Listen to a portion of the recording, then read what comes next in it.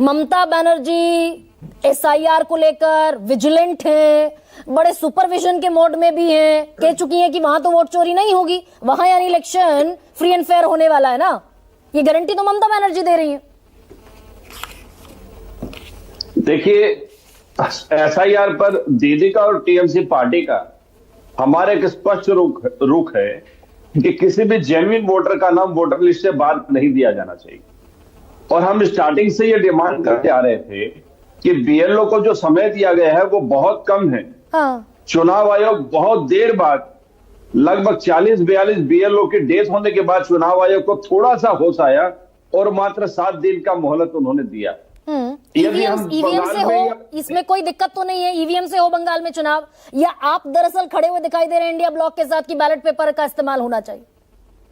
Ballot paper का इस्तेमाल तो होना ही चाहिए, इसमें कोई दो राय नहीं है। अच्छा, लेकिन जब तक ईवीएम, देखिए ईवीएम जो देश एडवांस है, टेक्नोलॉजिकली बहुत एडवांस है, जो बैलेट पेपर से ईवीएम में चले गए थे, वो लोग क्या कारण था कि वापस वो लोग बैलेट में आ गए? इस पर भी हमें गंभीरता से सोचना चाहिए। ईवीएम कैन बी मैनिपुलेटेड, गड़बड़ हो सकती है ईवीएम में। हाँ, शायद जहां तक मेरी जानकारी है कि हरियाणा की किसी पंचायत का कोई मामला था। हाँ। और सुप्रीम कोर्ट में 5 ईवीएम मशीनों को लाया गया था। हाँ। और पहले जो रिजल्ट बताया गया था ईवीएम से वो भिन्न निकला, कुछ ऐसा फर्क एक तो सामने आया है। हारा हुआ प्रत्याशी जीता हुआ घोषित कर दिया गया। हाँ, हारा हुआ प्रत्याशी जीता हुआ घोषित कर दिया गया। और यही चुनाव आयोग तो था। आज विपक्ष जब चुनाव आयोग पर सवाल उठाता है तो मिर्ची बीजेपी वालों को लगती है।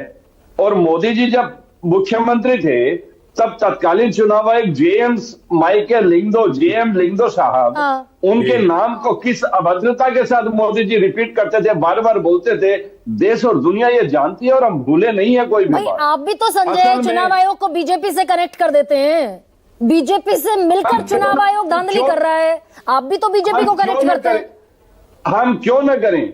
बिहार में हमने देखा है, बिहार में चलते हुए चुनाव में लोगों के बैंक अकाउंट में पैसे डाल दिए चुनाव आयोग ने। बिहार में 2 चरणों में चुनाव हुआ और बिहार में आदर्श चुनाव संहिता की धज्जियां उड़ाई गई।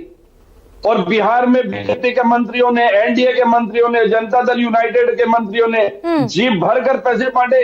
रोहन, बस छोटा सा जवाब, 1 सेकंड। ठीक है रोहन, दरअसल ये पूरी डेमोक्रेसी की क्रेडिबिलिटी का एक संकट है क्या? और जिसमें सत्ताधारी पार्टी कर सकती है जो भी करनी, जो भी कुछ करना है, ये आपका प्रेरोगेटिव है बेसिकली। आप ज्यादा बेहतर इस तस्वीर को बना सकते हैं क्या? गरिमा जी, मेरी आपसे एक ही विनती है, क्योंकि अच्छी तरह डिबेट हो रही है, प्लीज आप हर बार सबसे बड़ा सवाल में जो सवाल उठा रही है, विपक्ष को अगर लगता है, आपने बोला वोट चोरी, एक एविडेंस, कोई भी, ये बहुत बड़ी डेमोक्रेसी है, मैं ये एक नागरिक के तौर पे बोल रहा हूँ, एक एविडेंस हो ना कि पूरी सिस्टम, ये बीच में नहीं बोले, बीच में मत प्लीज, रुकना होता है। गरिमा जी, आपको आपका सुनिए, 1 मिनट, बीच में मत बोले संजय। आपकी चुनाव में विजय नहीं होती है, वापस आप SIR पे सवाल उठाए। मैं बिहार पूरा चुनाव था, आप जानती है, चुनाव के अगले दिन ये लोग बोल रहे थे जब एग्जिट पोल आए कि हमारी तो जीत होगी, बम्पर वोट हुआ है तो एंटी इनकम्बेंसी का है। दूसरे दिन क्यों, ऐसा क्यों? क्या आपका परिणाम नहीं आने से आपको अपनी नौकरी बचानी है, बचाइए, पर इसका मतलब ये नहीं है कि विदाउट प्रूफ। मैं चैलेंज के साथ कहता हूं, रोहन कहां दिखाई दे रहा है? और मैं तो बड़ी इल्तिजा कई बार कर सकते हैं। ठीक है, thank you so much Rohan. मैं इल्तिजा के साथ कई बार ये आपसे, दरख्वास्त के साथ कई दफा आपसे पूछती।